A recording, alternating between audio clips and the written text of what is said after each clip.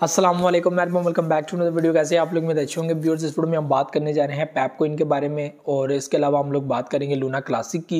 एक latest development हुई है लूना क्लासिक के अंदर। यूएसटीसी को लेकर एक प्रपोजल आया बर्निंग के जो है वो सिनेरियो में, तो उसके ऊपर बात करते। तो सबसे पहले हम लोग बात करेंगे पैप कॉइन के बारे में। पैप कॉइन का भाई जो सिस्टम है वो बड़ा स्ट्रॉन्ग है और इस वजह से है कि पब्लिक बहुत ज़्यादा इसके सपोर्ट में है, पब्लिक इसको बहुत ज़्यादा सपोर्ट करती है, फॉलो करती है। इसी वजह से जो है ये प्रोजेक्ट बहुत ज़्यादा बुलिश भी करता है और इसीलिए मैं कहता हूँ कि इस प्रोजेक्ट के अंदर काफ़ी हाई चांसेस है कि आपको प्रॉफिट अच्छा खासा हो सकता है। इस टाइम के अंदर बहुत सारी ऑडियंस ऐसी है कि क्या हम लोगों को परचेजिंग करनी चाहिए, क्या हम लोगों को परचेजिंग नहीं करनी चाहिए।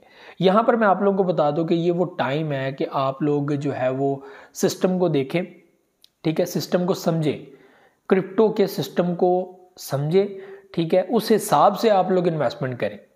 Pipe coin for long term इस वक्त तो अच्छा नज़र आ रहा है क्योंकि ऑडियंस इसके साथ है। कल को ऑडियंस साथ नहीं होगी तो ये अच्छा नहीं भी होगा।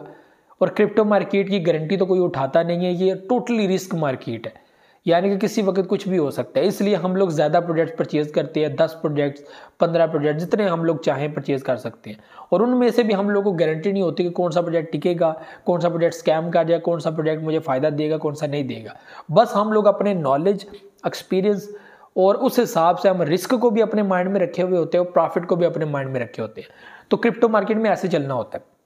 तो पैप कॉइन के अंदर अगर कोई बंदा समझता है कि ऑडियंस क्योंकि अभी साथ है और ये प्रॉफिट देगा, 100% प्रॉफिट देगा, तो अगर आप लोग ये समझते हैं कि आपको इसके अंदर इन्वेस्टमेंट करनी चाहिए तो इट्स गुड टाइम कि आप लोग इसके अंदर फर्स्ट एंट्री लें। तो तरीकाकार होता है एंट्रीज लेने का भी, तो उस हिसाब से अपनी एंट्रीज लें।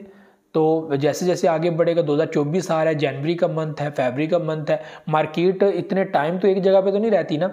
मार्केट ने या तो नीचे गिरना है, मार्केट ने या तो ऊपर बढ़ना है, मार्केट स्टिल एक जगह पे नहीं रहती। और जब जो है वो क्लोजिंग होगी सालाना कैंडल की, 1 ईयरली कैंडल जो होगी वो क्लोज होगी और नेक्स्ट ईयर की कैंडल जब ओपन होगी तो उस वक्त अचानक से या तो एक बड़ा बेरिश आएगा या एक बड़ा बुलिश आएगा, ठीक है, जो ईयरली कैंडल होती है। और जाहिर सी बात है कैंडल ने तो अपना बॉटम भी बनाना होता है, अपना अपर हेड भी बनाना होता है। तो मार्केट जब नीचे जाती है तो मार्केट ऊपर भी जाती है और कैंडल ने दोनों फेसेस जो है वो ज्वाइन करने होते हैं, ठीक है। तो उस हिसाब से जो है वो इन प्रोजेक्ट्स के अंदर भी प्रॉफिट देखने को मिलेगा। तो आप लोगों ने ये खुद डिसाइड करना है कि आपने पैप कॉइन के अंदर इन्वेस्टमेंट करनी है या नहीं करनी। मैंने आपको पहले बहुत सारे वीडियोस के अंदर बताया है कि पैप कॉइन के चांसेस हैं कि ये मजीद आगे बढ़ सकता है और अच्छा प्रॉफिट दे सकता है। और अगर आपकी लिमिटेड सी इन्वेस्टमेंट है लाइक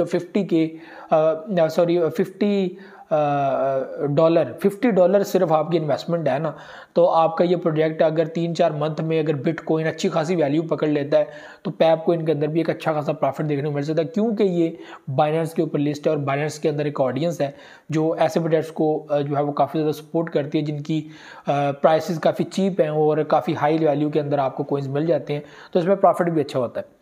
तो ये चीज़ जो है वो आप लोगों ने खुद डिसाइड करनी है। इसमें I am not your financial advisor, मैंने आपको चीज़ें क्लियरली बता दी हैं कि भाई ये रिस्क मैनेजमेंट है, ठीक है, टोटल रिस्क बेस के ऊपर आपको मैनेज करना है, ना कि ये है कि ये ले लो, ये ले लो, ये लो, फ़ायदा होगा, कुछ बीच में से फुड़क गए तो क्या होगा।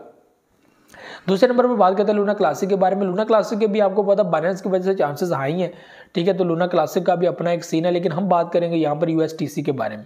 यूएसटीसी इसको मैं मानता इसलिए नहीं हूँ कि ये एक स्टेबल कॉइन था और स्टेबल कॉइन के अंदर अब जो है वो इन्होंने एक प्रपोजल लाया है और प्रपोजल के अंदर उन्होंने बर्न मैकेनिज्म का प्रपोजल लाया है कि हम बर्न करेंगे और इसको $1 तक लेकर आएंगे।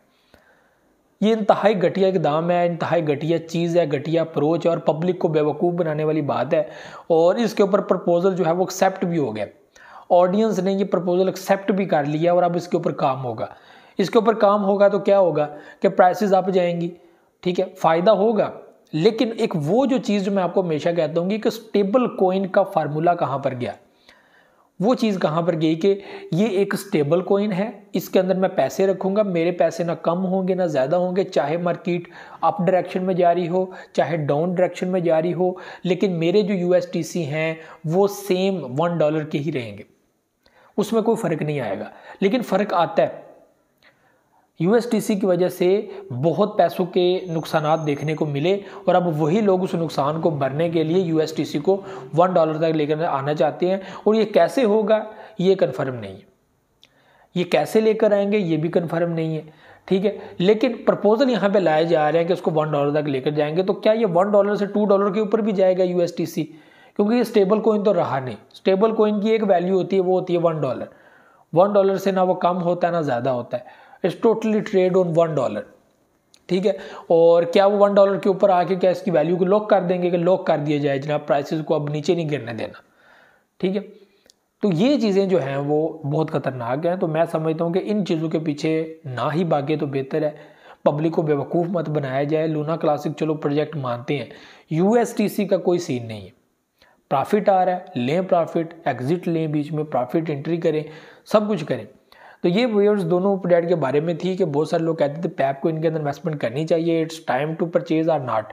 ये तो आपने खुद डिसाइड करना, अगर आपको फ़ायदा हो रहा है तो आप तो खुद ब खुद लेंगे, मेरी आप लोगों को सुनने की ज़रूरत नहीं है। मैंने तो आपको सिर्फ एक एनालिसिस बताना है कि भाई ये चक्कर है, ये चक्कर है, क्रिप्टो मार्केट ऐसे काम करती है। आपने यहाँ पे हिसाब लगाना है कि कौन सा प्रोडक्ट फॉर लॉन्ग टर्म या 2024-25 के लिए मेरे लिए परफेक्ट हो सकता है और मुझे फ़ायदा दे सकता है, ठीक है, और लोगों को फ़ायदा हो भी रहा है। तो ये भी चीज़ें थी। मुझे तो जस्ट नेक्स्ट वीडियो में दवा के बहुत सारी रखिएगा। अल्लाह हाफ़िज़।